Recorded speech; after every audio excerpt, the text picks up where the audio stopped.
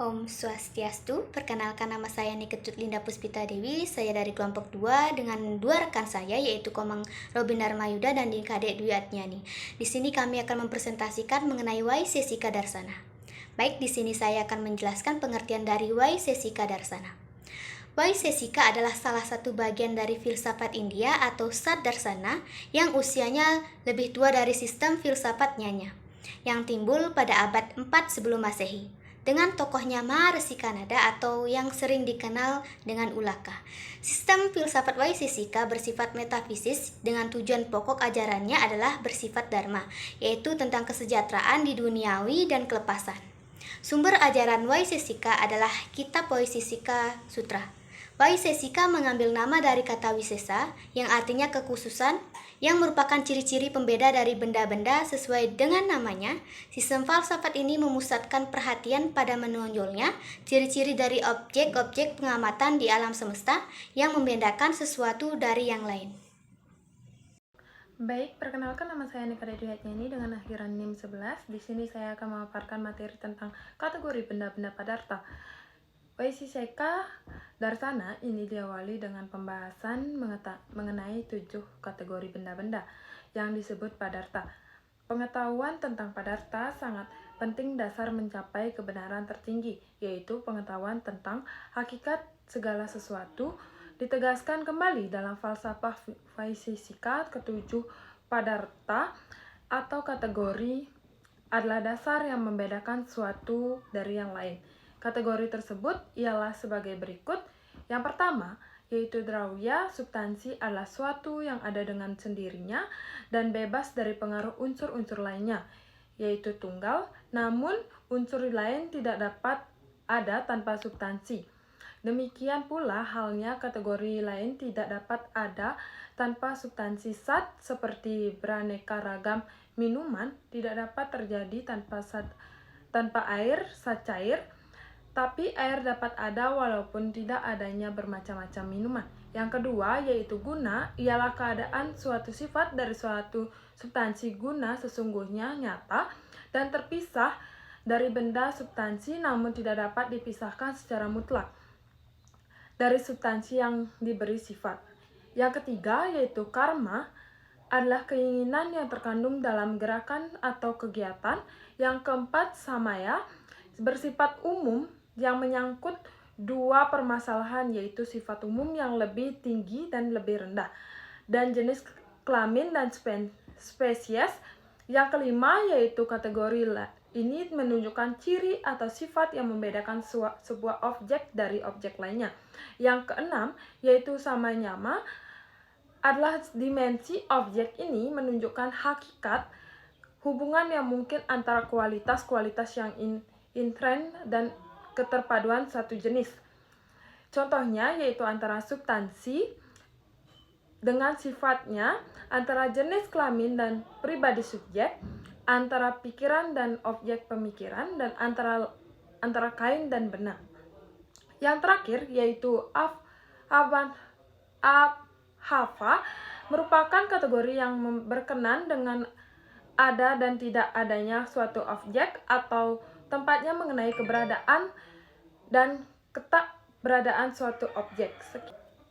Pokok pandangan yang pertama yaitu kelahiran manusia dan usianya beserta tempat lahirnya, keadaan yang dialami dan lingkungan keluarganya telah ditetapkan oleh adrasta masing-masing. Yang kedua, karena sifat roh yang demikian itu, maka bersama-sama pikiran roh tidak dapat menjadi objek pengamatan indria, ia hanya dapat menjadi objek pengamatan pikiran melalui isyarat-isyarat yang dihasilkan dari pikiran sendiri. Yang ketiga yaitu perpaduan dan kerjasama antara atman dan badan jasmani, antara sarana batin dan panca indria dapat terjadi disebabkan kegiatan dharma dan adharma, yaitu kebijakan dan kenistaan. Yang keempat yaitu kesenangan dan penderitaan atau duka merupakan hasil atau akibat adanya hubungan antara roh, pikiran, panca indria, dan objek-objek pengamatan. Yang kelima yaitu disebabkan kekuatnya pengaruh dari pengalaman-pengalaman tertentu yang mendatangkan kesenangan atau penderitaan seseorang akan menjadi terikat pada objek-objek tertentu. Yang keenam, yaitu keterikatan pada sesuatu, terutama keinginan raga, kebencian divesa, dan kebingungan moha, merupakan dosa atau kesalahan.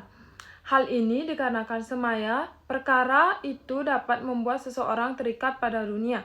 Ketujuh, pengetahuan palsu maitia janana timbul sebagai akibat dari kesalahan atau dosa. Untuk menyingkirkan pengetahuan palsu, diperlukan kekuatan pengetahuan induktif tentang sang diri jiwatman. Yang kedelapan, yaitu karena alam dunia mendatangkan banyak dosa dibandingkan kebajikan dan juga karena pesonanya menimbulkan pengetahuan palsu, maka alam dunia ini disebut maya khayali. Yang sembilan, alam semesta diciptakan berdasarkan dua sebab musabab, yaitu nita secara efisien menyebabkan terjadinya dunia dan disebut sebagai instrumental dan bersifat kerohanian. Upadana yaitu penyebab jasmani, penyebab instrumental. Nimita karana ialah iswara, Tuhan, dan jasmani ialah sara-sara yang kacau balau dan tidak terhitung. Banyaknya tersebut praktri 10. Pengetahuan atau janana yang benar disebut prama, pengetahuan yang salah disebut brahma. Sekian, terima kasih. Baik, perkenalan, nama saya Komar Robin Darmayuda dengan akhir NIM 22. Jadi, di sini saya akan melanjutkan penjelasan mengenai sistem filsafat Waisesika. Jadi sekarang kita akan masuk ke etika dan konsep dasar konsep kesempurnaan dalam sistem filsafat Waisesika. Sistem filsafat Waisesika sebagai juga sistem filsafat India yang lainnya mencari Atman atau sejati dalam badan yang merupakan gabungan dari atom-atom catur buta. Sedangkan pikiran adalah sesuatu yang sangat halus, yang sulit diketahui dan tak dapat dilihat, yang berbentuk abstrak yang juga disebut anu.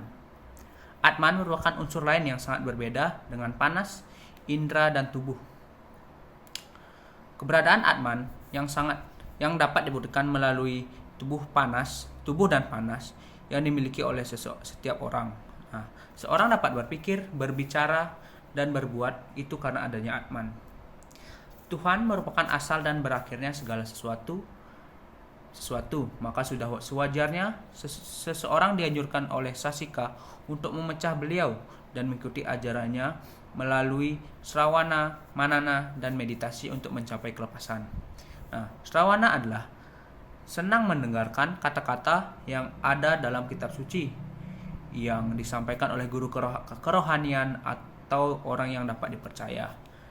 Nah, Manana adalah melaksanakan apa yang didengar, dibaca dari kitab suci yang ada di masyarakat melalui pikiran, perkataan, dan perbuatan yang dilandasi oleh kisah cinta kasih terhadap sesama. Dan yang terakhir ada meditasi, yaitu melakukan pemusatan pikiran terhadap Tuhan yang Maha Esa dengan tujuan menenangkan pikiran dan merealisasikan sang diri sejati.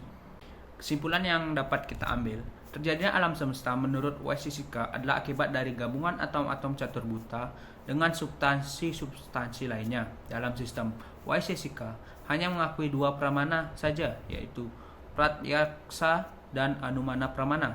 Waisesika dalam etikanya menganjurkan semua orang untuk kelepasan. Kelepasan itu akan dapat dicapai melalui tatwa jenana, srawa jenana, dan meditasi. Dengan itu, Waisesika mengajarkan pada semua untuk berbakti kepada Tuhan dengan menyebut nama Tuhan, membaca kitab suci, serta melaksanakan semua itu dalam kehidupan beragama dan bermasyarakat.